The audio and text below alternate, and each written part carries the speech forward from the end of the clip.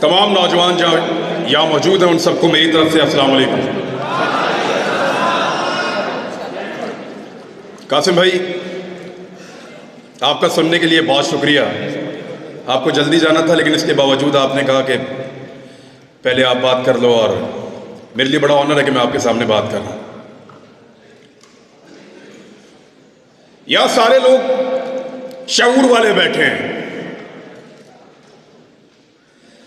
نوجوان ہیں، ان کے ساتھ ان کے خواب بندھے ہوئے ہیں۔ یہاں بہت سارے لوگوں نے آپ کو بہت ساری چیزیں بتائی ہوں۔ انفرادی حیثیت میں آگے کیسے بڑھنا ہے، آپ سب نے اپنی اپنی زندگی میں کیا کرنا ہے، یہ آپ سب بہتر جانتے ہیں۔ میں انفرادی معاملات پہ بات نہیں کروں گا کہ ایک آدمی کو کیا کرنا چاہیے، ایک نوجوان کو اپنی زندگی بنانے کے لیے کیا کرنا چاہیے۔ آپ سب کا اپنا اپنا اندازہ ہے اپنے آپ کو لے کر۔ آپ سب اپنی قابلیت کو، اپنی ہمت کو اور اپنے خوابوں کو جانتے ہیں۔ ہر ایک کو پتا ہے کہ وہ کتنے پانی میں ہے اور کیا بن سکتا ہے۔ تھوڑا سا پلان کرنے کی ضرورت ہے، تو اس پہ بات نہیں کروں گا۔ اکیلے کامیاب ہو جانا کوئی کامیابی نہیں ہوتی۔ کامیابی وہ ہے جو ساروں کو ملے،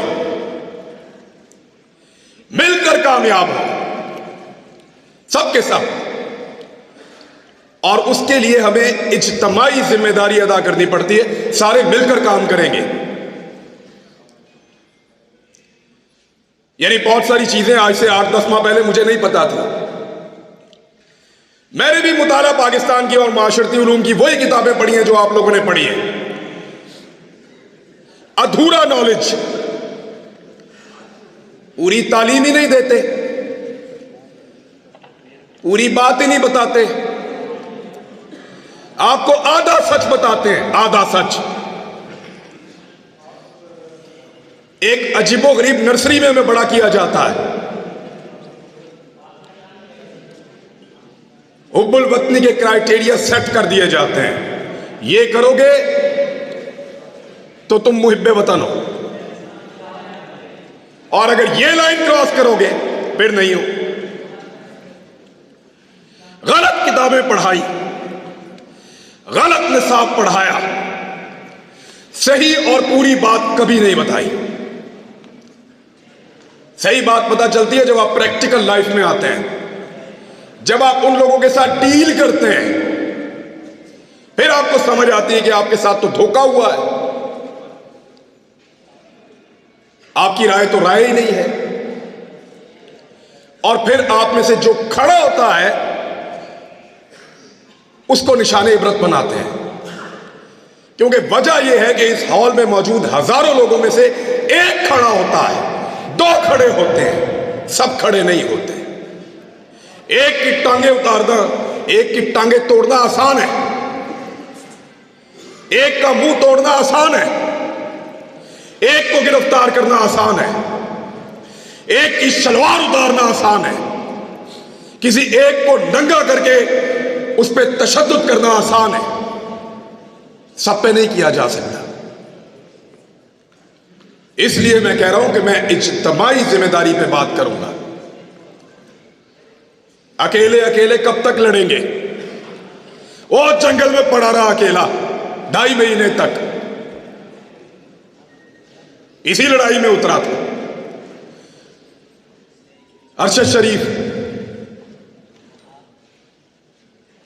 تکلیف ہوتی ہے اس کے بارے میں بات سن کر۔ جب موبائل کھولتا ہوں بیچ میں آتا ہے وہ کہیں، کوئی نہ کوئی تصویر بیچ میں ہوتی ہے، تکلیف ہوتی ہے۔ اکیلا جنگل میں پڑا تھا 2.5 مہینے تک۔ اس نے اپنے منہ سے کہا کہ میں ایک قمیص کے اندر بار بار پروگرام کر رہا ہوں۔ کس کے لیے لڑ رہا تھا؟ حق کے لیے، इंसाफ के लिए, सबके लिए एक जैसा पाकिस्तान होगा, इसके लिए कोई बंद कमरों में फैसले नहीं करेगा, इसके लिए लड़ रहा था। अगर सब लड़ते तो आज, अगर सब जीतते तो वो भी आपके साथ जीतता। वो नहीं है, उसे अकेला छोड़ा हमने। क्या हम सिर्फ जनाजों में शिरकत करेंगे? एक ही दफा इकट्ठे होते हैं जनाजे में, हर आदमी रो रहा था, मैंने इसके जनाजे को हाथ लगाना है, मैंने इसके जनाजे को चूमना है, मुझे इसको छूने दो। क्यों? इससे आधी हिम्मत दिखाई होती जब वो जिंदा था, जब उसके ऊपर झूठे पर्चे हो रहे थे, जब हमें गद्दार बनाया जा रहा था, जब हमें बागी डिक्लेयर किया जा रहा था, जब गिरफ्तारियां हो रही थी। 50 के करीब पर्चे दिए इन्होंने हम पे 1 महीने के अंदर। तब खड़े होते ना, उसके जनाजे में आ गए सब। तो इज्तिमाई जिम्मेदारी पूरी करने की जरूरत है, सबको मिलकर करना पड़ेगा,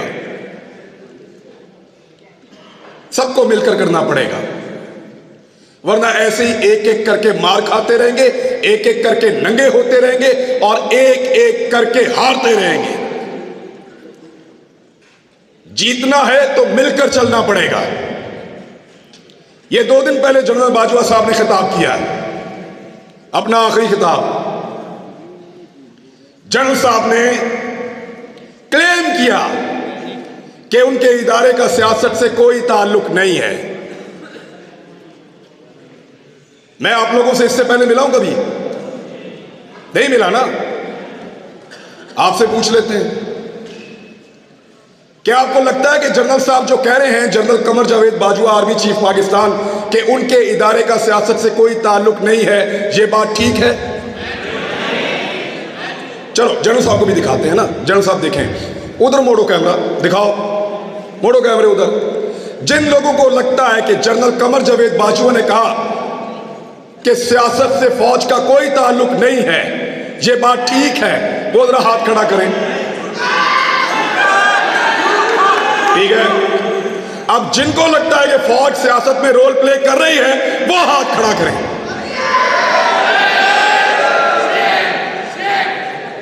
लो जनरल साहब, ये रह गया एतबार आपका। निकलो बाहर, पूछो लोग किसकी इज्जत करते हैं,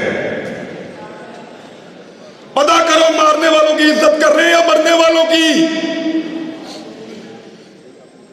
पूछो जिन्होंने जमीन तंग की, जिन्होंने मारा, बाहर लोग उनकी इज्जत कर रहे हैं। निकल के देखो पूरी दुनिया के अंदर, जाओ जाओ, निकलो पूरी दुनिया में, तुम्हें तुम्हारी औकात पता चले। लोग तुमसे प्यार करते हैं या जान देने वाले अरशद शरीफ से प्यार करते हैं? पूछो जाके, आईना नजर आएगा, औकात पता चलेगी। जान से ही मार दिया।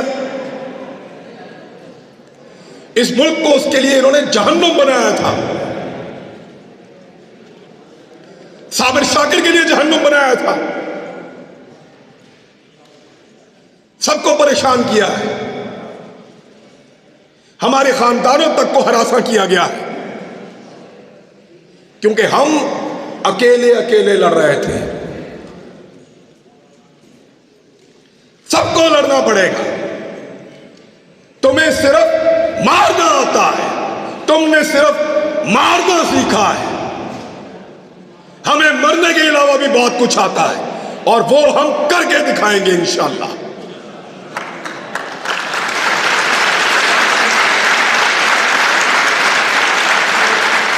ये नहीं हो सकता कि तुम बंद कमरों के अंदर फैसले करो कि मुझे उसकी शक्ल पसंद नहीं है, वो मेरी बात नहीं सुनता, वो मेरे से ज्यादा मकबूल हो रहा है, वो मेरे मफाद के रास्ते में आ रहा है, वो मुझे ये नहीं दे रहा, वो मेरे कहने के ऊपर ये काम नहीं कर रहा, निकालो इसको, दूसरा लेकर आएंगे। क्यों? तुम्हारे बाप का मुल्क है, हमारा पाकिस्तान।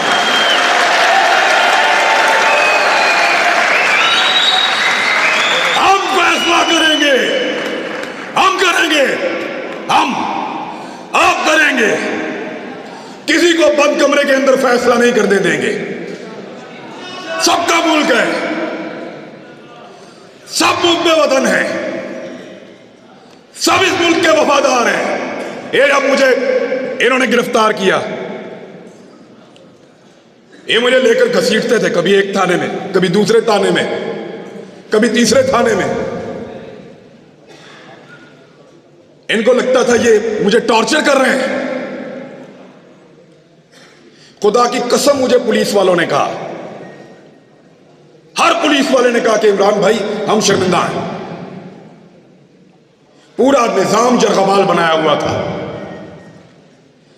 एक आदमी की हमदर्दी इनके साथ नहीं थी। मैंने खुद देखा है, कोई आदमी सामने आकर कहता था, कोई छुप कर आकर कहता था, लेकिन सारे कहते थे तेरे साथ ज्यादती हो रही है।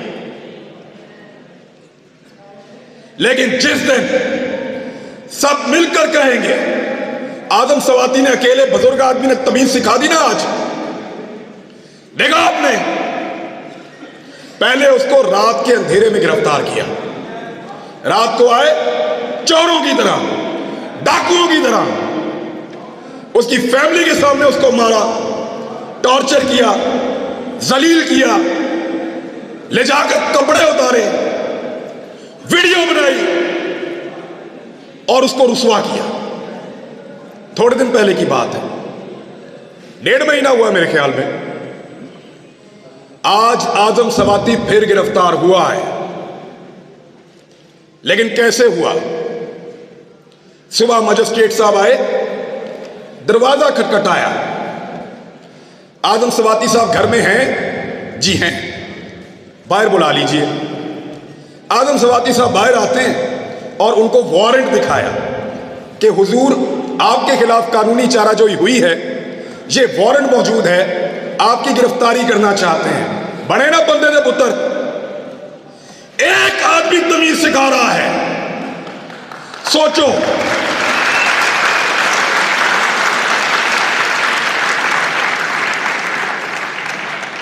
सोचो, एक 74 साल का आदमी तमीज सिखा रहा है।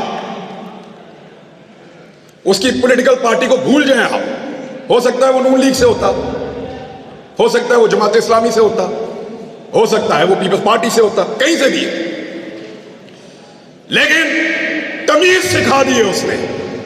अब रात को नहीं आएंगे, कपड़े नहीं उतारेंगे, वो जुल्म नहीं करेंगे। तो इसलिए डट जाना जरूरी है। जितने लोग आज तक तारीख में डट गए, क्या उन सबको यकीन था कि वो जीत जाएंगे? नहीं, बिल्कुल नहीं। अंधे को भी नजर आता था कि ये जंग जीते जाने के काबिल नहीं है। पोरस को पता था कि सिकंदर बहुत ताकतवर है।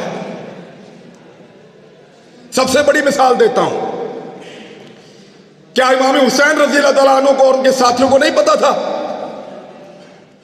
यकतरफा लड़ाई थी। जरूरी नहीं है कि आपने सारी लड़ाइयां जीतनी हो, कुछ लड़ाइयां आपको सिर्फ लड़नी होती हैं, उनमें उतरना पड़ता है।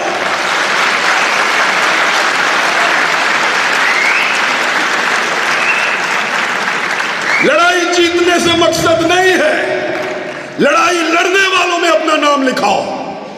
मैं लड़ा था, मेरी लड़ाई थी, मैं उसके अंदर उतरा, मैं हक पर था, मैं जीता या हारा मेरा अल्लाह जानता है, वो फैसला करने वाला है। लड़ाई कौन जीता?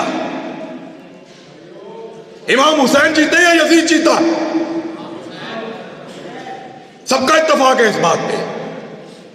तो फिर लड़ाई लड़ना सीखो, लेकिन इज्तिमाई फायदे के लिए। सर को नीचे फेंक देना, मसलिहत के तहत चुप हो जाना, इसको हमारे यहां पे लोग अक्लमंदी कहते हैं। अक्लमंदी नहीं है, बुज़दिली है। मैं भी बुज़दिल था जब तक मुझे नहीं पता था। जब समझ आई तो मैं लड़ाई में आ गया।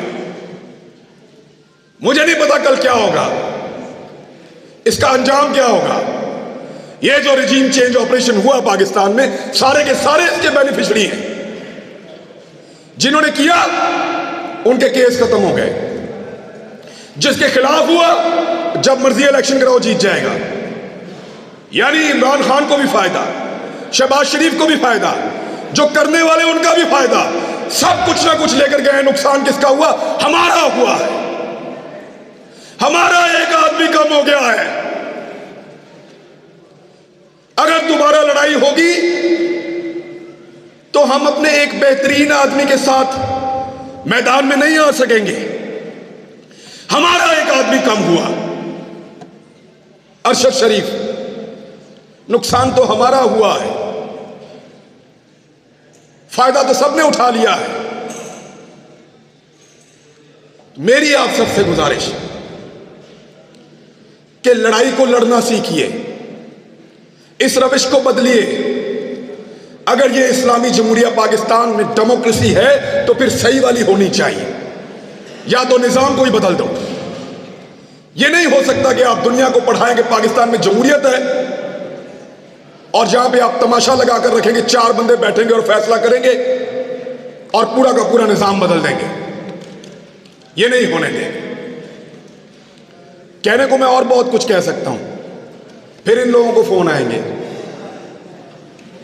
پھر ان سے پوچھیں گے منتظم کون تھا.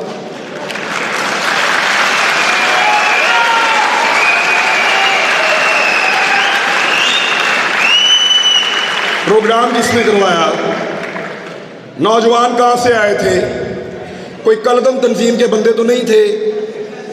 یعنی پھر اس طرح کے سوالات ہوں گے اور ہوئے ہیں. ہم اپنے دوستوں اور رشتہ داروں سے ملنے نہیں جا رہے. جدھر سے ہم ہو کر آتے ہیں وہاں یہ پیچھے پہنچ جاتے ہیں. جی آپ سے کیا تعلق ہے؟ آپ کیسے جانتے ہیں؟ تو ان حالات کا ہم نے سامنا کیا اور یقین کریں کچھ بھی نہیں ہوتا. تھوڑا سا مار سکتے ہیں، تھوڑا سا ننگا کر سکتے ہیں یا جان لے سکتے ہیں، کچھ بھی نہیں ہوتا. میں نے ارشد شریف کا جنازہ دیکھا ہے. ان ہاتھوں سے اس کی میت لے کر آیا تھا میں. خوش نصیب ہے خدا کی قسم وہ بھی اور اس کی ماں بھی. ارشد شریف کو مارنے کے بعد انہوں نے اگر کوئی موت کا ڈر بھی تھا نا وہ بھی نکال دیا ہے. مارو سب کو.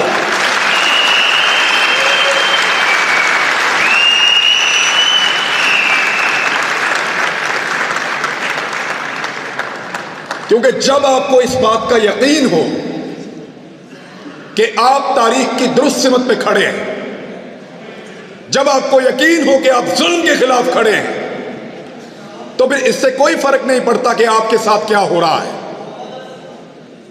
میں یہ پہلی دفعہ گرفتار نہیں ہوا. ایک چھوٹی سی چیز آپ کو بتاتا ہوں. میں پہلے بھی گرفتار ہوا ہوں میں، لیکن پہلے میرا دل ہی نہیں لگتا تھا. ایک لمحے کے لیے بھی میرا دل کرتا تھا میں ابھی باہر آ جاؤں.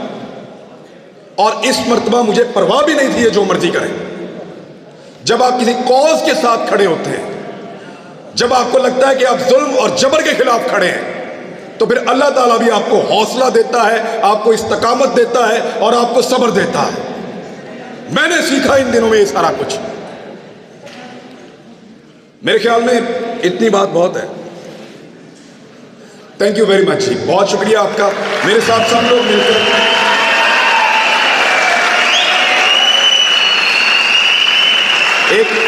ایک نعرہ لگائیں میرے ساتھ سب مل کر، تاکہ ہم جاتے جاتے غداری کے سرٹیفکیٹ بانٹنے والوں کو یہ بتائیں کہ صرف تم ہی محب وطن نہیں ہو. Pakistan Pakistan. Thank you very much.